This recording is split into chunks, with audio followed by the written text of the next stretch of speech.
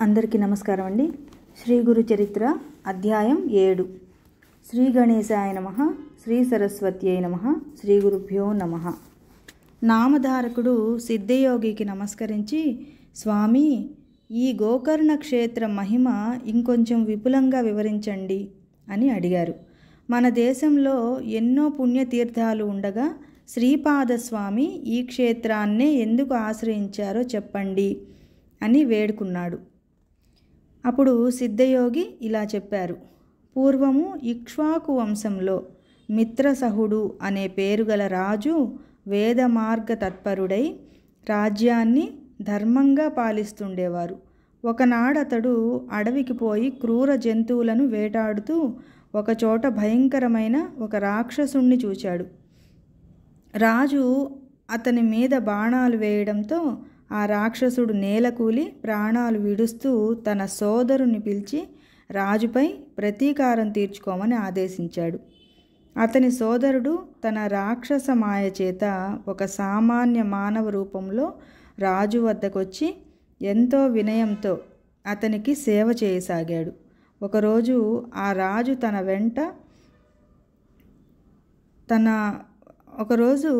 రాజు తన ఇంట పితృశ్రాద్ధానికి వశిష్ఠాది మహర్షులను భోక్తలుగా ఆహ్వానించాడు. ఆనాడు ఆ కపట సేవకుడు వంటలో రహస్యంగా నరమాంసం కలిపాడు. భోజన సమయంలో వశిష్ఠ మహర్షి అది తెలుసుకొని రాజుపై కోపించి, రాజా, నీవు మాకు నిషిద్ధమైన నరమాంసం వడ్డించావు కనుక నీవు బ్రహ్మరాక్షసుడు అవుతావు అని శపించాడు. ఆ ముని తనను నిష్కారణంగా శపించినందుకు రాజు కోపించి ఆయనకు ప్రతిశాపం ఇవ్వబోతూ ఉంటే పతివ్రత అయిన అతని భార్య దమయంతి అడ్డుపడి గురువును శపించబూనడం మహాపాపమని హెచ్చరించింది. ఆ శాపజలాన్ని తన పాదాలపైనే పోసుకోమని ప్రార్థించింది. రాజు తన కోపాన్ని నిగ్రహించుకొని శాపకల్మషమైన అంటే అపవిత్రమైన తన చేతిలోని జలాన్ని తన పాదాలపై పోసుకొని వశిష్ఠ శాపం వలన బ్రహ్మరాక్షసుడై పై కారణంగా కల్మషపాదుడనే పేరు గ్రహించాడు. అప్పుడు శాప విముక్తికై మహారాణి ప్రార్థించగా వశిష్ఠ మహర్షి జాలి చెంది, అమ్మా, నీ భర్తకు 12 సంవత్సరాల తర్వాత బ్రహ్మరాక్షసత్వం పోతుంది అని ఆశీర్వదించి తన ఆశ్రమానికి వెళ్ళిపోయారు. అప్పటి నుండి కల్మషపాదుడు ఘోరమైన ఆ అరణ్యంలో నివసిస్తూ అచ్చటి క్రూర జంతువులను మనుషులను పట్టుకొని తింటూ ఉండేవాడు.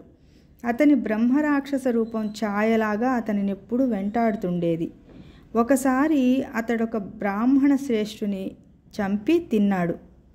అందుకు ఆ బ్రాహ్మణుని భార్య శోకంతో, నీకు వశిష్ఠ శాపం తీరి నీ పూర్వరూపాన్ని పొందాక నన్ను నా భర్తను ఎడబాటు చేసిన పాపానికి భార్యా సంగమం చేస్తే నశిస్తావు అని శపించింది.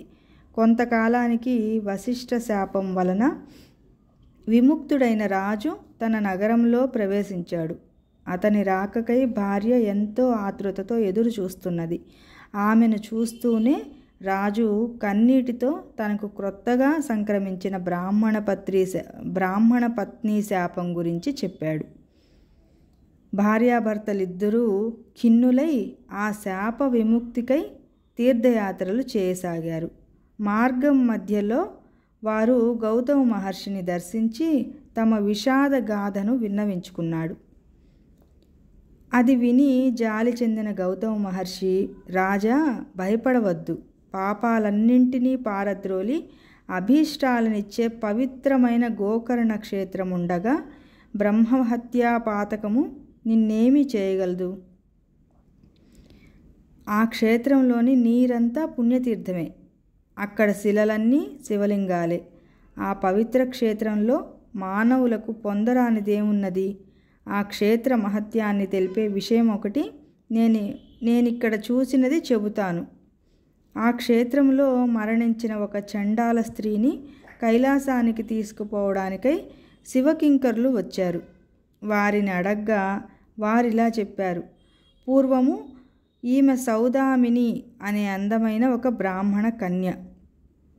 ఆమెకు యుక్త వయస్సు దాటిన తర్వాత ఆలస్యంగా ఒక పేద బ్రాహ్మణునితో ఇష్టం లేని వివాహము బలవంతంగా చేశారు.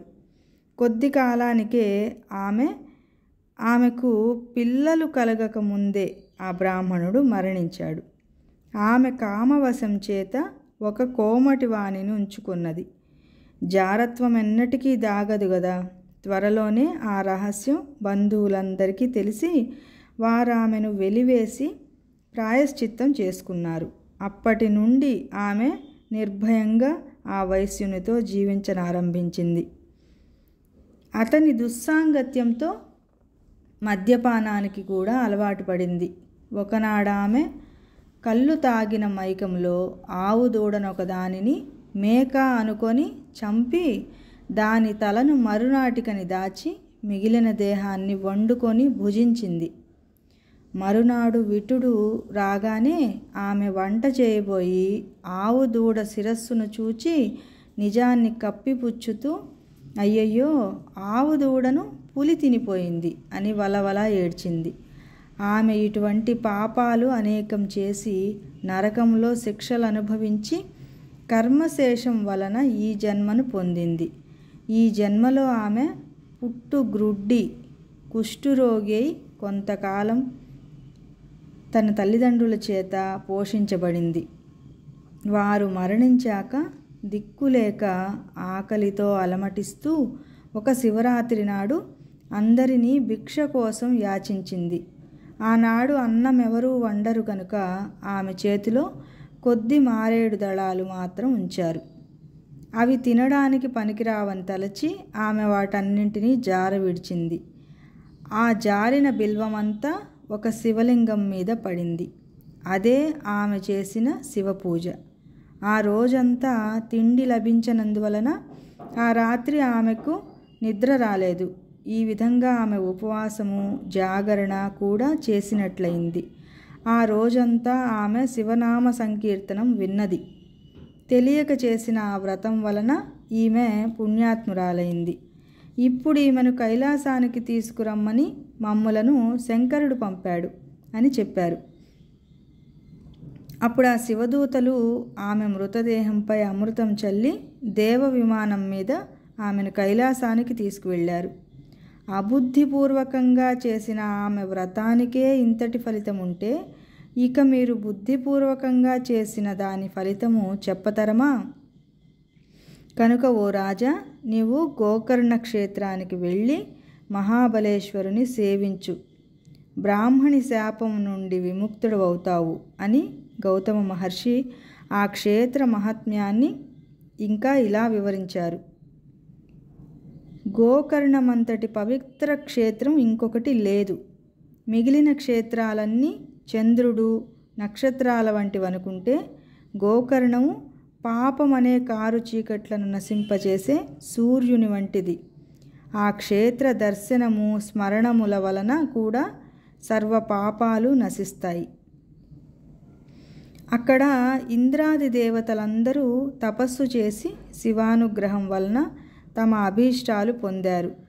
అక్కడ మహాబలేశ్వరునికి బ్రహ్మ, విష్ణు, ఇంద్రుడు, విశ్వదేవతలు, మరుద్గణాలు, సూర్యచంద్రులు, అష్టవసువులు తూర్పు దిక్కున తూర్పు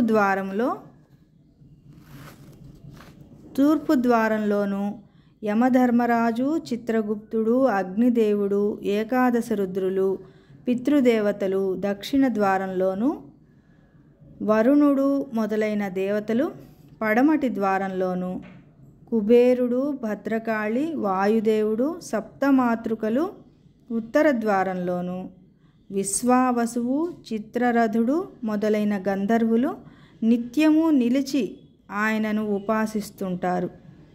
కశ్యపుడు, అత్రి, వశిష్ఠుడు, కణ్వుడు మొదలైన మునీశ్వరులు, కృతయుగంలో విశ్వామిత్రుడు, జాబాలి, భరద్వాజుడు మొదలైన మహర్షులు, సనక సనందనాది బ్రహ్మ మానసపుత్రులు, నారదాది దేవర్షులు, సిద్ధులు, సాధ్యులు, మునీశ్వరులు, యతులు నిత్యము గోకర్ణేశ్వరుని ఉపాసిస్తున్నారు.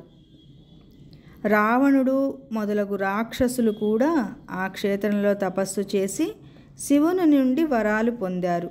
కనుకనే ఈ క్షేత్రంలో చేసిన తపస్సు, ఆధ్యాత్మిక సాధనలు 1,00,000 రెట్లు మంచి ఫలితమిస్తాయి.